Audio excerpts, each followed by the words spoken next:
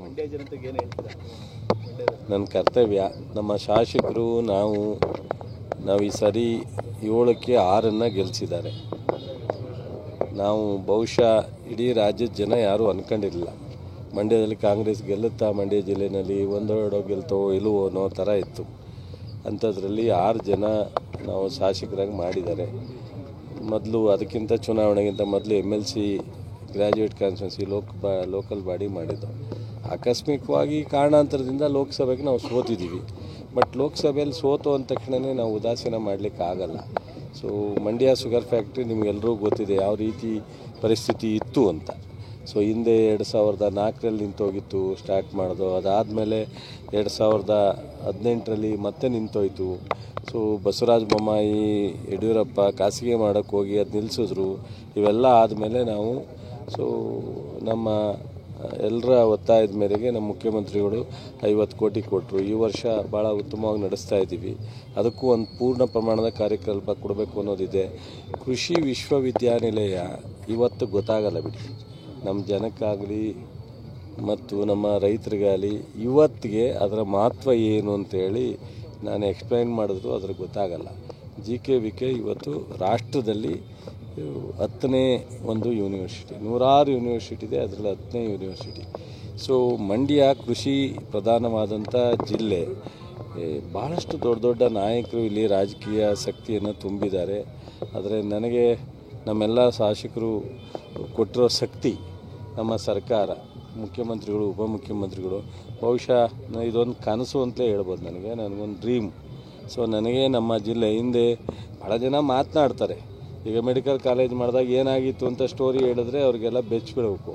ಆದರೆ ನಾವು ಇದ್ದು ಅಂತ ಹೌದು ಇಲ್ಲ ಅನ್ನೋಕ್ಕಾಗುತ್ತೆ. ಜೊತೆಯಲ್ಲೇ ಇದ್ಮೇಲೆ KSRTC ಡಿವಿಷನ್ ತಂದಾಗ ನಾನು ಇದ್ದೆ ಅಂತಾರೆ, ಇಲ್ಲ ಅಂತ ಹೇಳೋಕ್ಕಾಗಲ್ಲ. ಆದರೆ 2018ರಲ್ಲಿ 14 ತಿಂಗಳು ನಾನು ಇರಲಿವಲ್ಲ, ಅವಾಗ ಮಾಡಿದ್ದೆಲ್ಲ ಅವರೊಬ್ಬರೇ ಹೇಳ್ಬೋದಲ್ಲ, ನನ್ನ ಹೆಸರು ಹೇಳೋಂಗೆ ಇಲ್ವಲ್ಲ.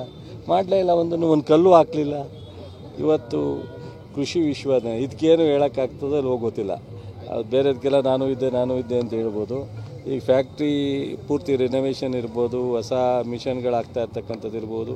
ಈ ಕೃಷಿ ವಿಶ್ವವಿದ್ಯಾನಿಲಯ ಈ 5 ಜಿಲ್ಲೆ, ಮೈಸೂರು ಕೇಂದ್ರ ಇಟ್ಕೊಂಡು, ಮೈಸೂರಲ್ಲಿ ನಾವು ರಾಜಧಾನಿ ಆಗಿದ್ದಂಥದ್ದು ಮೈಸೂರು ಮತ್ತು ಡಿವಿಷನ್ಗೆ ಹೆಡ್ ಕ್ವಾರ್ಟ್ರು.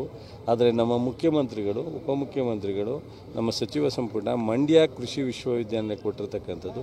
ಇಡೀ ಜಿಲ್ಲೆಯ ಶಾಸಕರು, ಜನರ ಪರವಾಗಿ ನಮ್ಮ ಮಂತ್ರಿಮಂಡಲಕ್ಕೆ ನಾನು ಧನ್ಯವಾದಗಳನ್ನ ಹೇಳ್ತೀನಿ. ಮೊನ್ನೆ ತಾನೇ ಅವರಿಗೆ ಅಭಿನಂದನೆಯನ್ನು ಸಲ್ಲಿಸಿದ್ವಿ ಎಲ್ಲರೂ ಹೋಗಿ.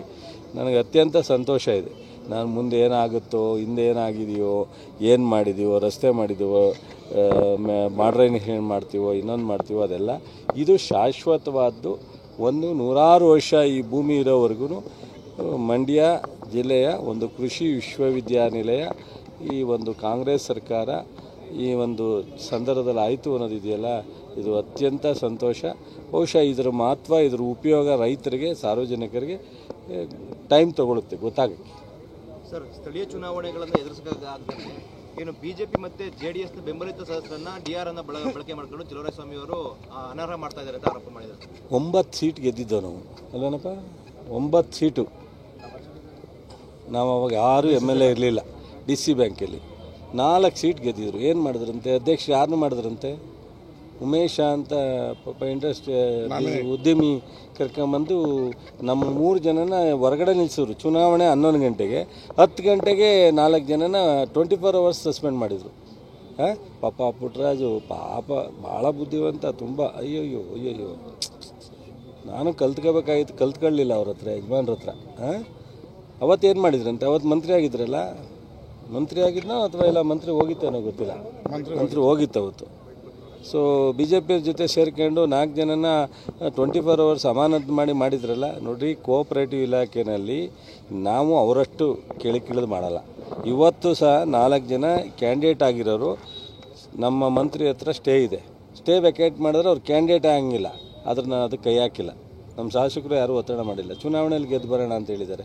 ಆದರೆ ಸೊಸೈಟಿಗಳಲ್ಲಿ, ಸೂಪರ್ ಸೈಡ್ ಆಗೋ ಸೊಸೈಟಿಗಳಲ್ಲಿ ಮತ್ತು ಹಣಕಾಸಿನ ವ್ಯತ್ಯಾಸ ಇರ್ತಕ್ಕಂಥ ಸೊಸೈಟಿಲಿ ಕ್ರಮ ತಗೋಬೇಡಿ ಅಂತ ಹೇಳೋಕ್ಕಾಗತ್ತಾ? ಕಾನೂನು ಬಾಹಿರವಾಗಿರ್ತಕ್ಕಂಥ ಮತ್ತು ಹಗರಣ ಆಗಿರ್ತಕ್ಕಂಥ ಸೊಸೈಟಿ ಮೇಲೆ ಕ್ರಮ ಆಗುತ್ತೆ. ಅದಕ್ಕೆ ಡಿ ಆರ್ ಹೊಣೆ ಅಂದರೆ ಸುಮ್ಮನೆ ಇರೋಕ್ಕಾಗತ್ತಾ? ಕೋಟ್ಯಾಂತರ ರೂಪಾಯಿ ಇವತ್ತು DC ಬ್ಯಾಂಕ್ನ VSSN ಮೂಲಕ ಆಗಿರ್ತಕ್ಕಂಥ ಹಗರಣಗಳನ್ನು ನಾವು 3-4 ತಿಂಗಳ ಟೈಮ್ ಕೊಟ್ಟವ್ರೆ.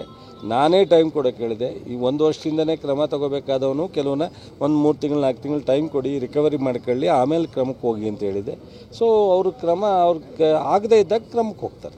ಸರ್, ನಾಗಮಂಗಲ ಮತ್ತು ಮೇಲ್ಕೋಟೆ ರಸ್ತೆಯಲ್ಲಿ ಹೆಚ್ಚಾಗಿ ಗುಂಡಿಯಿಂದ ದಿನೇ ದಿನೇ ಅಪಘಾತಗಳ ಸಂಖ್ಯೆ ಜಾಸ್ತಿ ಆಗ್ತಿದೆ. ನಾಗಮಂಗಲ ಮಂಡ್ಯ ಟು ಮೇಲ್ಕೋಟೆ, ಮಂಡ್ಯ ಟು ನಾಗಮಂಗಲ, ಮಂಡ್ಯ ಮೇಲ್ಕೋಟೆ ಮತ್ತು ನಾಗಮಂಗಲ 2 ರಸ್ತೆ ಹಾಳಾಗಿದೆ. ಇದು 12 ಕೋಟಿಗೆ 15 ಕೋಟಿಗೋ ರವಿಯವರು ಆಲ್ರೆಡಿ ಅಗ್ರಿಮೆಂಟ್ ಆಗಿದೆ. ನಾಗಮಂಗಲ ರಸ್ತೆ ಆಗುತ್ತೆ.